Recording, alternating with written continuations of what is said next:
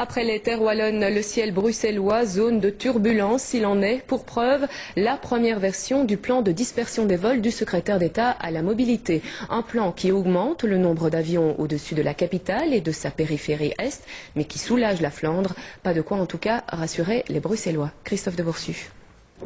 Au-dessus du jardinet de Morissey, Walderskerbeek, les avions se succèdent, mais ce sera bientôt pire, à cause du futur plan du secrétaire d'État CDNV Étienne Scoop. Un plan pour renforcer la sécurité, dit M. Scoop. Les normes de vent pour utiliser les différentes pistes de Bruxelles Nationale seront ainsi renforcées. Conséquence voulue ou non de cette nouvelle norme de vent, les avions utiliseront davantage les pistes qui les dirigent en plein vers Bruxelles. Ils ne tourneront plus comme maintenant, juste après leur décollage de Zaventem, pour éviter le centre-ville. Cette véritable concentration du trafic aérien sur Bruxelles pourrait d'ailleurs être récurrente. Ça peut aller jusqu'à 100 jours par année.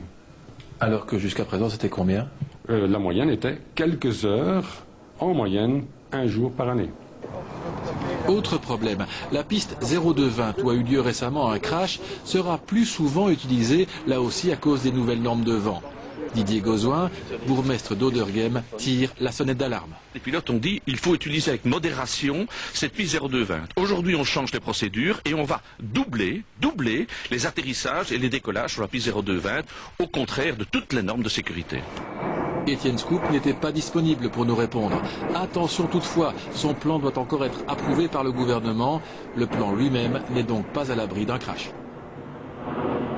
Demain, l'émission Mise au point, première partie des